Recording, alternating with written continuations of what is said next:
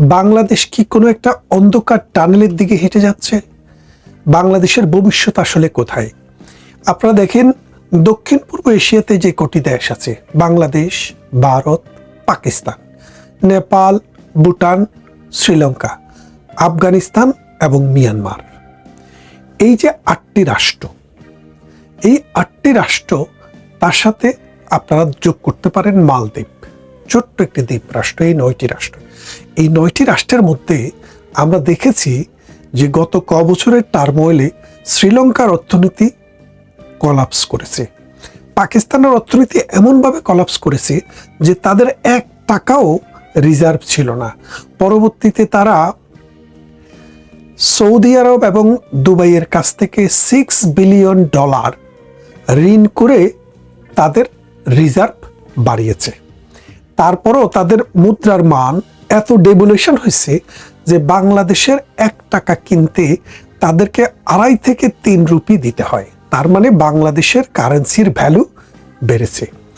অন্যদিকে এখন যে শ্রীলঙ্কার অবস্থান, একটা সময় ছিল বাংলাদেশের 2.5 টাকা 3 টাকা দিয়েও শ্রীলঙ্কার 1 রুপি পাওয়া যেত না। এখন বাংলাদেশের 1 রুপি কিনতে শ্রীলঙ্কায় মিনিমাম 3 রুপি খরচ করতে হয়। তার মানে প্রধানমন্ত্রী শেখ হাসিনা যখন ক্ষমতা ছাড়েন তখন তিনি বাংলাদেশটাকে এই জায়গায় রেখে গিয়েছেন। ভারতের সাথে আমাদের মুদ্রার যে ডিফারেন্স, সেটা হচ্ছে কয়েক পয়সা মাত্র। তাহলে বোঝেন যে দক্ষিণ পূর্ব এশিয়াতে মিয়ানমার 40 বছর থেকে যুদ্ধে লিপ্ত অথবা দাঙ্গায় লিপ্ত, সামরিক স্বৈরাচার জাতাকলে পড়ে অর্থনীতি প্রায় ভঙ্গুর। আফগানিস্তান শুধু দক্ষিণ পূর্ব এশিয়াতে নয়, এশিয়া মহাদেশের সবচাইতে কম মাথাপিছু আয়ের দেশ হচ্ছে আফগানিস্তান। প্রায় $600 নিচে যাদের মাথাপিছু আয়। সে দেশ কোনো কিছু কিনে না, সে দেশ যা পারে টুকটাক কিছু বিক্রি করে কোনো রকম জীবন বাঁচায়। তাহলে আপনি আফগানিস্তান দেখলেন, আপনি দেখলেন শ্রীলঙ্কা, আমরা দেখলাম পাকিস্তান এবং নেপাল ভুটানের অর্থনীতি কোনো কালেই অতটা শার্প ছিল না। নেপাল ভুটান আমাদের সাথে অনেক ছোট অর্থনীতির দেশ এবং তাদের মাথাপিছু আয়, গড় আয়, জীবনযাত্রা সবকিছুই বাংলাদেশের চাইতে নিম্নগামী। শুধুমাত্র এই দক্ষিণ পূর্ব এশিয়াতে মাথা উঁচু করে ডলারের বিপরীতে টাকার মান ধরে রেখেছে ভারত। তাদের অর্থনীতি কম্পারেটিভলি এই দক্ষিণ পূর্ব এশিয়াতে ভালো অবস্থানে আছে। এখন বাংলাদেশের অর্থনীতিকে ইমার্জিং ইকোনমি বলা হতো। প্রতি বছর বিলিয়ন বিলিয়ন আমাদের অর্থনীতিতে যোগ হতো। প্রতি বছরে আমাদের বাজেটের সাইজ অন্তত কয়েক বিলিয়ন করে বাড়ছিল। এখন যে জায়গাটায় এসে আমরা এখন দাঁড়িয়েছি, ডক্টর ইউনূসের যে 18 মাস শাসন, এই 18 মাসে বাংলাদেশে কোনো বিনিয়োগ হয়নি, বাংলাদেশ থেকে বিদেশি কোনো টাকা আসেনি, বাংলাদেশ বিদেশে রপ্তানিযোগ্য পণ্য বৃদ্ধি করতে পারেনি।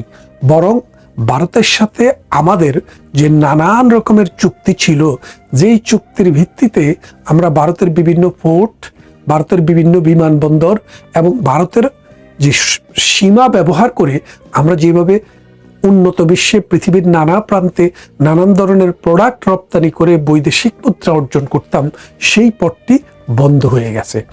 এর ফলে কি দাঁড়াচ্ছে যে বাংলাদেশ অর্থনীতিতে একটা ভঙ্গুর জায়গায় চলে গেছে। তারপরে ডক্টর ইউনূসের 9 মাসে 200 গার্মেন্টস ফ্যাক্টরি বন্ধ হয়েছে। 200 বলতে ছোট ছোট 10 জন 5 জনের গার্মেন্টস ফ্যাক্টরি নয়, গাজীদের মতো, সালমান এফ রহমানের মতো, এসালামদের মতো বড় বড় গ্রুপ অফ ইন্ডাস্ট্রিজ ধ্বংস হয়ে গেছে। ব্যাংকগুলোকে সিস্টেমেটিক্যালি ধ্বংস করে দেওয়ার চেষ্টা করা হয়েছে। ইসলামী ব্যাংক জামাতের হাতে তুলে দেওয়ার জন্য এই ইসলামী নামে আর কেউ যেন ব্যবসা না করতে পারে, 5টি ব্যাংককে এক মোড়কে নিয়ে আসার চেষ্টা করা হয়েছে।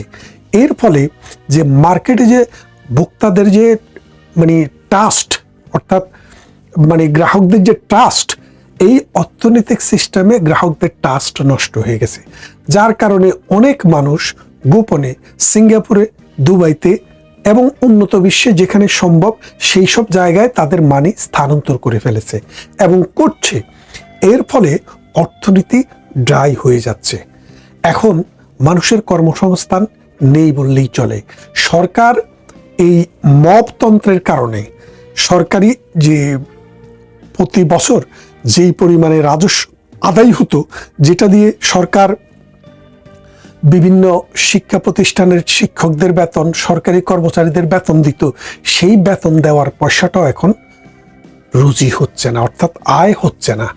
এবং অন্যদিকে আমেরিকার সাথে এমন একটা চুক্তি করেছে যে চুক্তির ফলে বাংলাদেশ নতুন নতুন দেশের সাথে, নতুন নতুন কোম্পানির সাথে নানানভাবে বিভিন্ন চুক্তিবদ্ধ হতে পারছে না। আপনারা বুঝতে পারবেন যদি দেখেন যে IMF প্রধানমন্ত্রী শেখ হাসিনা থাকার সময়ে $6 বিলিয়ন একটা চুক্তি করেছিল, তাদেরকে একটা লোন দিবে। তার 3টা কিস্তি কিন্তু দেওয়া হয়েছে, বাকি যে একটা কিস্তি রয়েছে 1.5 বিলিয়ন, সেই টাকাটা এখন আর তারা ছাড় দিচ্ছে না। কারণ ছাড় না দেওয়ার মূল কারণ হচ্ছে তারা এই বিশ্বাস নাই তাদের যে বাংলাদেশের অর্থনীতি যে জায়গায় আছে সে জায়গায় সাস্টেইন করবে। তারা ধারণা করছে বাংলাদেশের অর্থনীতি একটা বিরাট ডিজাস্টারের মধ্যে দিয়ে যাবে। টাকার অভাবে বাচ্চাদের নাকি টিকা কিনা যায় নাই, যার কারণে এই পর্যন্ত 2 থেকে 300 শিশু মারা গিয়েছে। অথচ শেখ হাসিনার 16 বছর 17 বছর সময়ে পুরা বিশ্বে বাংলাদেশ টিকাদানে মডেলে পরিণত হয়েছিল। যদিও এখন তারেক রহমান সাহেবও শেখ হাসিনার দোষ দেওয়ার চেষ্টা করতেছেন, এইসব হালে পানি পাচ্ছে না, মানুষ এসব বিশ্বাস করছে না। মানুষ কোথায় ছিল, কিভাবে ছিল, মানুষ সেটা জানে। এখন তারেক রহমানের অর্থমন্ত্রীকে মানুষ অর্থমন্ত্রী মনে করতে পারতেছে না, স্বরাষ্ট্রমন্ত্রীকে স্বরাষ্ট্রমন্ত্রী মনে করছে না, এমপিদেরকে এমপির মতো মনে হচ্ছে না। এখন এর কারণটা কি দেখেন, একজন এমপি তার কথাবার্তা, তার আচার আচরণ, মন্ত্রী তার কথাবার্তা এবং আচার আচরণ মানুষের কাছে মন্ত্রীর মতো, এমপির মতো হতে হয়। কিন্তু তারেক রহমানের যে পার্লামেন্ট, এই পার্লামেন্ট মোটামুটি একটা চিড়িয়াখানায় পরিণত হয়েছে, যার কারণে মানুষের কাছে দেশে যে একটা সুষ্ঠু সরকার আছে, দেশে যে একটা ফাংশনিং সরকার আছে, সেটাই মানুষের কাছে মনে হচ্ছে না। এখন মানুষ যখন তার রাষ্ট্রের সরকার সম্পর্কে সন্দিহান হয়, মানুষ যখন মনে করে যে এই সরকারের পক্ষে অর্থনীতি পুনর্বিন্যাস করা, মানুষের কর্মসংস্থান বৃদ্ধি করা, বৈদেশিক বাণিজ্যকে সচল করা, বিদেশি বিনিয়োগ বাংলাদেশে নিয়ে আসা এবং সংস্কার কাজ এবং উন্নয়ন কাজ করতে পারবে, এটা যদি মানুষ মনে না করে, তাহলে মানুষের নতুন বিনিয়োগে মানুষ সাহসী হয় না। মানুষ যারা উদ্যোক্তা, তারা নতুন কোনো উদ্যোগ নেয় না। তারেক রহমান ক্ষমতায় আসার পর থেকে, আপনি ফেব্রুয়ারি থেকে এখন তো সবে মাত্র এপ্রিল, এই 2 মাস সময়ের ভেতরে আপনারা কি দেখছেন? আপনারা দেখছেন বিভিন্ন জায়গায় দখলদারিত্বটা পরিবর্তন হয়েছে। অবশ্য দখলদারিত্ব ওই ডক্টর ইউনূসের যুগেই কিন্তু পরিবর্তন হয়ে গিয়েছিল। সেই দখলদারিত্বটা নির্বাচনের পর ভাইয়া গ্রুপ, দাদা গ্রুপ, মামা গ্রুপ, খালা গ্রুপ, চাচা গ্রুপের মধ্যে দাঙ্গা হাঙ্গামার মাধ্যমে কিছু পরিবর্তন হচ্ছে। কারা টোল তুলবে, কারা ইজারা নিবে, কারা চাঁদা নিবে, কারা এলাকার কন্ট্রোল নিবে, শুধুমাত্র বিএনপি এখন সেইখানে ব্যস্ত আছে। একটা রাষ্ট্রকে সুষ্ঠুভাবে উন্নয়নের জন্য যে পরিকল্পনা দরকার, আমরা শুনেছি আই হ্যাভ এ প্ল্যান। প্ল্যানটা কি এখনো আমরা জানি না। এই প্ল্যানটা কি এই ফ্যামিলি কার্ড? এই প্ল্যানটা কি খাল খনন? এই যে খাল খননের কর্মসূচি, বলেন তো, বাংলাদেশে একটা বিমানবন্দর করার জন্য একটু জায়গা পাওয়া যাচ্ছে না, আপনি খালটা খনন করবেনটা কোথায়? পুরানা খাল যা আছে সেটা। এখন অর্থনীতি যখন অন্ধকারে নিমজ্জিত, তখন বাংলাদেশে কি খাল খননটা জরুরি নাকি অর্থনীতিটাকে বাঁচানো জরুরি? আপনি খাল খনন করে কুমির আনবেন, সেই কুমির কাকে খাবে সেটাও কিন্তু আপনাকে একটু খেয়াল রাখতে হবে। আমাদের নদীগুলা নাব্যতা হারিয়েছে। আমাদের নদীগুলাকে ড্রেনেজ ব্যবস্থা করা, অর্থাৎ নদী আপনি খনন, নদীর যে মাঝখানে যে খনন কাজ, ড্রেজিংয়ের কাজ, সেটা আপনি করতে পারেন। আপনি ওই খালেই থাকবেন, নদীতে আসবেন না, এটা কিন্তু হবে না। আমাদের অর্থনীতিতে যে কর্মসংস্থান যদি সৃষ্টি করা না যায়, তাহলে কিন্তু অর্থনীতির চাকা ঘুরবে না, মানুষের জীবনও উন্নত হবে না। এর ফলে এখন সামগ্রিক অর্থনৈতিক অবস্থাটা এমন জায়গায় দাঁড়িয়েছে, সরকার কোটি কোটি টাকা, কোটি কোটি না বিলিয়ন বিলিয়ন টাকা প্রতি মাসে লোন করছে। আমরা শুনেছি গত 2 মাসে 57,000 কোটি টাকা সরকার লোন করেছে সরকার চালানোর জন্য এবং কর্মচারী কর্মকর্তা এবং আমলা কামলাদের বেতন দেওয়ার জন্য, শিক্ষকদের বেতন দেওয়ার জন্য। এখন আপনার যদি রাজস্ব আদায় যদি বৃদ্ধি না পায়, আপনার রাজস্ব লক্ষ্যমাত্রার মাত্র 23% অর্জিত হয়েছে, তার মানে হচ্ছে 77% লক্ষ্যমাত্রা ব্যর্থ হচ্ছে। এর ফলে দেশ যে একটা নির্ঘাত অন্ধকারের দিকে ঢুকে যাচ্ছে সেটা কিন্তু আমরা দেখতে পাচ্ছি। বাংলাদেশের মুদ্রার মান ডলারের বিপরীতে অতদিনে আরো অনেক কমে যেত যদি ওয়ারটা না লাগতো। উপসাগরীয় ওয়ারের পর, অর্থাৎ হরমুজ প্রণালী বন্ধ হওয়ার পর, তেলের দাম কমে যাওয়ার পর আমেরিকার ডলার চাপে আছে।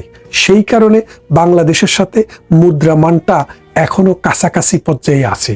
কিন্তু আমেরিকার অর্থনীতি যদি একটু ভালো হয় তাইলে এখন 300 টাকা দিয়েও 150 টাকা না, মানে 200 টাকাতে চলে যাওয়ার কথা ছিল একটা ডলার। যায়নি, একমাত্র যুদ্ধ আমাদেরকে সেভ করেছে। অন্যদিকে যুদ্ধ আমাদেরকে কিন্তু অনেক প্রেশারও দিচ্ছে। তো এই প্রেশার রিলিঙ্গুইশ করার জন্য সরকারের কোনো প্ল্যান আমরা দেখছি না। সরকারের প্ল্যান তো সরকারের মাথায় থাকলে হবে না, সরকারের কাজে থাকতে হবে। মানুষ আশা পাচ্ছে না, ভরসা পাচ্ছে না। যেই জঙ্গিবাদের বিরুদ্ধে মানুষ এই ফেব্রুয়ারি নির্বাচনে, 12ই ফেব্রুয়ারির নির্বাচনে তারেক রহমানকে, দানের শীষ মার্কাকে ভোট দিয়ে বিশাল জয় দিয়েছে, সেই তারেক রহমান মানুষের সেই আশা কিন্তু কোনোভাবেই পূরণ করতে পারছে না। সময় কম, কিন্তু লক্ষণ তো দেখা যাচ্ছে না। আপনি দেখেন, অর্থ মন্ত্রণালয়ের দায়িত্ব এমন এক লোককে দিছে, এক বাণিজ্যিক কারবার, এবং বাংলাদেশ ব্যাংকের গভর্নর এমন এক লোককে দিচ্ছে, ইতিহাসের সাথে এটা যায় না।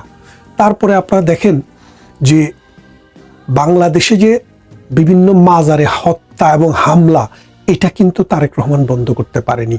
সেদিন যে একটি মাজারে হামলা করা হলো, ঘোষণা দিয়ে তারা চিহ্নিত সন্ত্রাসীরা, চিহ্নিত মৌলবাদীরা ফেসবুকে তারা প্রচারণা করে তারে গিয়ে ধরে হত্যা করলো। এখন এটার বিচার কিন্তু কোনো লক্ষণীয় কোনো বিষয় দেখা যাচ্ছে না। এখনো স্কুলের টিচাররা অপমানিত হচ্ছে, লাঞ্ছিত হচ্ছে। এখনো কোর্টে হামলা করা হচ্ছে। এখনো এই যে দেখেন, ঢাকা বার কাউন্সিলে, ঢাকা সুপ্রিম কোর্ট বারের নির্বাচনে আওয়ামীপন্থীরা যারা আওয়ামী লীগ করেছে, যারা স্বতন্ত্রভাবেও দাঁড়াতে চেয়েছে, তাদেরকেও দাঁড়াতে দেওয়া হচ্ছে না, তাদেরকে নির্যাতন করা হচ্ছে। এই যে আপনি যে মবের মূল্য ডক্টর ইউনূস কায়েম করেছে, সেখান থেকে বেরিয়ে আসার প্রতিশ্রুতি আপনি দিয়েছিলেন, আপনার স্বরাষ্ট্রমন্ত্রী দিয়েছিল। সন্ত্রাস দমন আইনে আপনি আওয়ামী লীগের মতো প্রাচীনতম সংগঠনকে আপনার পার্লামেন্টে পাশ করাইয়া দিচ্ছেন। ইতিহাস আপনাদেরকে যে জায়গায় আগে রেখেছে, সেখান থেকে আসলে ভালো কোনো জায়গায় আপনাদেরকে নিয়ে যাবে না। 1975 সালে বঙ্গবন্ধুকে হত্যা করার পর মোস্তাক যে বিলটি এনেছিল ইনডেমনিটি দিয়ে, কাদেরকে? ওই খুনিদেরকে। সেই ইনডেমনিটিটা আপনার বাবা পার্লামেন্টে 79 সালে পাশ করিয়ে দিয়েছিল। ঠিক আপনিও এই আরেকটি তত্ত্বাবধায়ক সরকার, অর্থাৎ অন্তর্বর্তীকালীন সরকার, আরেক আমেরিকান তাবেদার ইউনূস যেটি অর্ডিন্যান্স আকারে দিয়েছিল, আপনি সেটি পাশ করিয়ে দিয়েছেন। তার মানে হচ্ছে আপনার বাবার যে ইতিহাসের অন্ধকার অংশটুকু, সেই অংশটুকু আপনি ভালোভাবেই লুফে নিচ্ছেন। এখন আমরা যারা বাংলাদেশের মানুষ, পৃথিবীর যেখানেই থাকি, আমাদের জীবন, আমাদের পরিবার বেশিরভাগই এখনো বাংলাদেশেই থাকে। আমরা এখনো দেখছি তাদের ফ্রাস্ট্রেশন, মানুষের ফ্রাস্ট্রেশন। পত্রিকা খুললে কোনো পজিটিভ নিউজ নেই। তার মানে আপনি আস্তে আস্তে অন্ধকার একটা টানেলের ভিতরে বাংলাদেশকে নিয়ে যাচ্ছেন। সামনে সেপ্টেম্বরে যদি গঙ্গার পানি চুক্তিটিও ভারতের সাথে সমঝোতা করে আপনি যদি না করতে পারেন, সেই ক্ষেত্রে খাদ্য উৎপাদনও কমে যাবে লক্ষণীয় মাত্রায়। এর ফলে দুর্ভিক্ষ অবিসম্ভাবী হয়ে দাঁড়াতে পারে। আমরা দুর্ভিক্ষ চাই না। 21 শতাব্দীতে দুর্ভিক্ষ কারো কাম্য নয়। এটা সোমালিয়া, আফ্রিকার জঙ্গল ছাড়া আমাদের মতো উন্নয়নশীল মধ্যম আয়ের দেশে এটা হওয়া সম্ভব বলে আমরা মনে করি না, কিন্তু আপনারা সেই সম্ভাবনার দিকেই মানুষকে নিয়ে যাচ্ছেন। এখনো সময় আছে।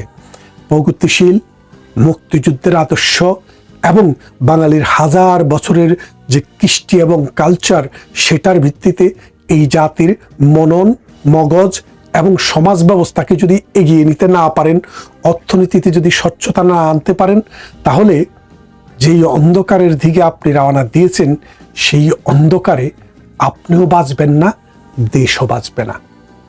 ঝাড়খণ্ডের যে গোড্ডা প্ল্যান্ট আছে আদানি গ্রুপের, তার 3 নম্বর ইউনিটকে কাল রাতে বন্ধ করে দেওয়া হয়েছে। এখন এই 3 নম্বর ইউনিটকে বন্ধ করে দেওয়ার কারণ হিসেবে যেটা বলা হচ্ছে সেটা হচ্ছে যে রক্ষণাবেক্ষণের জন্য। আসলে ঝাড়খণ্ডের যেটা সাবস্টেশন আছে, সেখান থেকে একটি লাইন টানা হয়েছে। সেই লাইনটির সঙ্গে ওই 3 নম্বর প্ল্যান্টের সংযোগ করা হচ্ছে, সংযুক্তিকরণ বলেন যাই বলেন, ওটা করা হচ্ছে। প্ল্যান্ট চালু থাকলে তো ওটা করা যাবে না, প্ল্যান্ট বন্ধ করে দিয়ে ওটা করা হচ্ছে। যেটা ভাবা হচ্ছে, মনে করা হচ্ছে, যেটা বেরিয়েছে এবং কাগজে এবং যে জায়গায় খবর পেলাম, অর্থাৎ এই যে ন্যাশনাল গ্রিডে এই কারেন্টটা দিয়ে দেওয়ার কথা যেটা চলছিল, সেই ন্যাশনাল গ্রিডে 3 নম্বর ইউনিটের কারেন্টটা, এটা কয়েকদিন 2-3 দিন সময় লাগবে জুড়তে। এই তারপরেতে 3 নম্বর ইউনিটটা অফিসিয়াল কারণ যদি অন্য দেখানো হয়েছে, কিন্তু ওটা 3 নম্বর গ্রিডে, 3 নম্বর ইউনিটেরটা ন্যাশনাল গ্রিডে ঢুকিয়ে দেওয়া হবে। এরপর পর্যায়ক্রমে 2 নম্বর ইউনিট এবং 1 নম্বর ইউনিট, 3টে ইউনিটই ওখানে লাগিয়ে দেওয়া হবে। অনেকদিন আগে নরেন্দ্র মোদী বলেছিলেন যে যত লস হয়েছে আদানির, সেই লসটা সরকার পূরণ করে দেবে। এবং যেহেতু সরকারের কথায় আদানি ওখানে 5,000 কোটি টাকা বিনিয়োগ করেছে, তাই সরকারের দায়িত্ব সেই টাকাটা আদানিকে হেল্প করা, যাতে আদানি বিদ্যুতের যে প্ল্যান্ট তৈরি করার জন্য যে ব্যাংকের লোন নিয়েছিল, সেই লোনটা যাতে শোধ করতে পারে। এদিকে ব্যাংকের লোন তো হু করে বেড়ে চলেছে, তারপর মেনটেনেন্স কস্ট আছে, যেখানে বিদ্যুৎ সাপ্লাই করা হয় তারা কোনো পয়সা করে দিচ্ছে না। ফলে এখন এই বিকল্প ব্যবস্থা হিসেবে যেটা বলা হয়েছিল যে ন্যাশনাল গ্রিডে দিয়ে দেওয়া হবে, তাহলে 1 নম্বর ইউনিট, 3 নম্বর ইউনিটটা এবার ন্যাশনাল গ্রিডের সঙ্গে জুড়ে দেওয়া হচ্ছে। পর্যায়ক্রমে ওই যেটা বললাম 1 নম্বর 2 নম্বর ইউনিটটাও ওইভাবে বসিয়ে দিয়ে জুড়ে দেওয়া হলে, তারপরে বাংলাদেশের সঙ্গে ভারতের যে বিদ্যুৎ আদান প্রদানের ব্যাপারটা যেটা ছিল আদানির সঙ্গে, এখন আদানি টাকা চাওয়াতে তারা তো এখন তো মামলা করেছে। সেই মামলার নিষ্পত্তি নেওয়া পর্যন্ত আদানি টাকা চাইলেও আদানিকে দেবে কিনা সেটা নিয়ে তো কিছু বলা যাচ্ছে না। মামলার নিষ্পত্তি হোক, যখন মামলার নিষ্পত্তি হবে, যখন সরকারের সঙ্গে, বাংলাদেশ সরকারের সঙ্গে ভারত সরকারের বা আদানির সঙ্গে যখন চুক্তিটা আবার স্বাভাবিক অবস্থায় আসবে, তখন আবার সাপ্লাইটা আবার ঠিক করে দেওয়া হবে। তো এবার এই গরমের মধ্যে যদি বাংলাদেশের বিদ্যুৎটা বন্ধ করে দেওয়া হয়, যেটা আগেই একটা আদানির চিঠি দিয়েছিল, চূড়ান্ত চিঠি দিয়েছিল যে টাকা মেটান, অথবা সাময়িক বিচ্ছিন্ন, অথবা পুরোপুরি বিচ্ছিন্ন হতে পারে, বিদ্যুৎ বিচ্ছিন্ন হতে পারে বাংলাদেশের বিদ্যুৎ গ্রিডকে। তো ধীরে ধীরে সেই পথে যাচ্ছে কিনা আমরা জানি না, তবে এটুকু আন্দাজ করা যাচ্ছে যে আদানি বোধহয় এবার আর বাংলাদেশের দিকে বিদ্যুৎ আর দেবে না। আর একবার ন্যাশনাল গ্রিডে যোগ হয়ে গেলে সরকার যদি পয়সা দিয়ে দেয় এবং নিশ্চিত হয়ে যায় যে সরকার আমার গ্যারান্টি নিচ্ছে, তাহলে কে বেসরকারি জায়গায় মানে অন্য দেশের মুখাপেক্ষী হয়ে থাকবে? বারবার চিঠি দেওয়া যে আমাদের টাকা দিন, টাকা দিন, টাকা দিন, আমাদের ট্রান্সমিশন লস হচ্ছে এত, আমাদের খরচা বাড়ছে যা চালাতে গিয়ে। এখন এক ইউনিট যখন বিদ্যুৎ যখন উৎপন্ন হয়, আমি কথার কথা বলছি, ধরুন সেটা যদি বাংলাদেশের কোনো সাবস্টেশনে যদি যোগাযোগ মানে জুড়ে দেওয়া হয়, এই যে ট্রান্সমিশন লস যেটাকে বলে, এই ট্রান্সমিশন লস অন্তত 10% কি 20% করে লস হয় ট্রান্সমিশনে, এই বিদ্যুৎটা যেতে গিয়ে লস হয়। তাহলে এই লসটা হবে না, কারণ সাবস্টেশন হচ্ছে 10 কিলোমিটার দূরে। সেই স্টেশনের সঙ্গে যদি জুড়ে দেয় তাহলে পরে আর কোনো রকম অসুবিধা হবে না। এখন আদানি সেই পথে হাঁটছে কিনা ভবিষ্যৎ বলে দেবে। আপনারা সবাই ভালো থাকবেন, সুস্থ থাকবেন, সাবধানে থাকবেন। আর রাত্রিবেলা আমি ভোটের একটা মোটামুটি প্রাথমিক একটা আঁচ দেওয়ার চেষ্টা করব রাতের ভিডিওর জন্য। আপনারা সবাই অপেক্ষা